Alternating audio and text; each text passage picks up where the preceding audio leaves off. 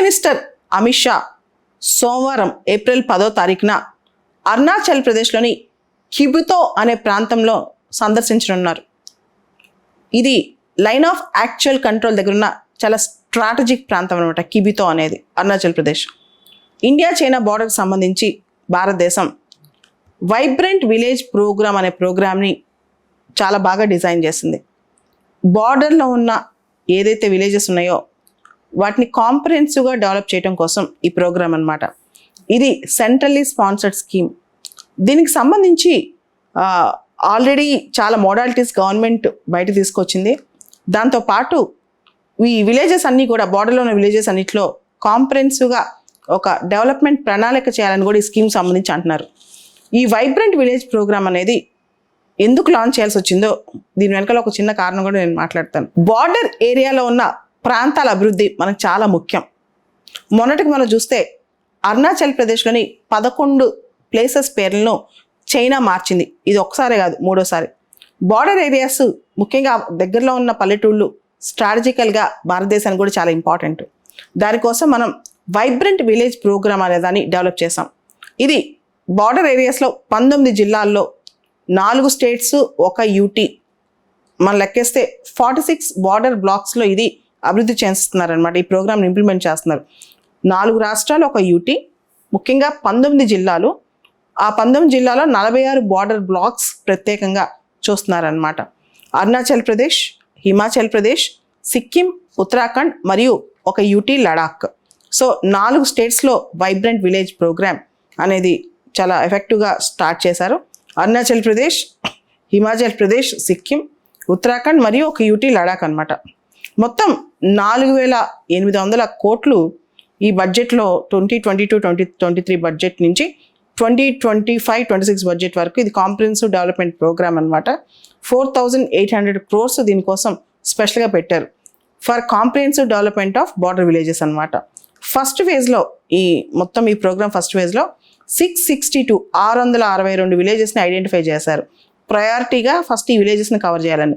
ఈ 662 విలేజెస్లో 455 విలేజెస్ కేవలం అరుణాచల్ ప్రదేశ్ నుంచే. మనకు తెలుసు అరుణాచల్ ప్రదేశ్ మనకి ఎంత ముఖ్యమో, చైనా దీనిపైన ఎలా క్లైమ్ చేస్తుందో. సో మొత్తం 662 ఫస్ట్ ఫేజ్లో విలేజెస్ని కవర్ చేయబోతుంటే దానిలో 455 అరుణాచల్ ప్రదేశ్ నుంచే అనమాట. సో చైనా ఇండియా బార్డర్ దగ్గరలో, భూటాన్ బార్డర్ దగ్గరలో మోడల్ విలేజెస్ అని డెవలప్ చేస్తుంది. దాన్ని కౌంటర్గా కూడా ఇది మనం ఈ ప్రోగ్రామ్ గురించి చెప్పుకోవచ్చు అనమాట. దాంతోపాటు నిర్మలా సీతారామన్ గారు ఒక మాట అన్నారు మన బడ్జెట్ స్పీచ్లో కూడా.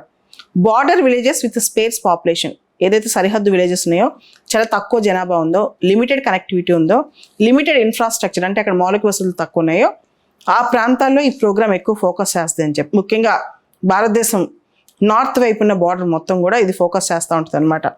సో మేజర్గా ఇది ఏంటంటే ఇన్ఫ్రాస్ట్రక్చర్ సపోర్టే కాకుండా బార్డర్ విలేజెస్లో ఉన్న ప్రజా జీవితం నాణ్యత పెంచడం, క్వాలిటీ ఆఫ్ లైఫ్ అనమాట. అక్కడ పీపుల్ యొక్క క్వాలిటీ ఆఫ్ లైఫ్ పెంచడం, తర్వాత అక్కడ ప్రజలు ఆ ప్రాంతాల్లో ఉండేలా ప్రయత్నం చేయడం అనమాట. అవుట్ మైగ్రేషన్స్ అంటే బార్డర్ విలేజెస్ నుంచి బయటికి రాకుండా ప్రజలకు అక్కడే అన్ని సదుపాయాలు కల్పించడం, దాంతోపాటు ఆ ప్రాంతాల్లో భద్రత కల్పించడం, సెక్యూరిటీ కల్పించడం కూడా ఒక భాగం అనమాట.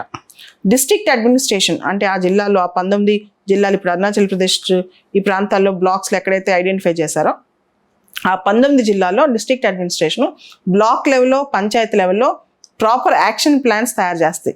సెంటర్ ఏం చేయాలి, స్టేట్ ఏం చేయాలి, మిగతా స్కీమ్స్ కూడా ఎలా ఇంప్లిమెంట్ చేయాలి అని చెప్పి.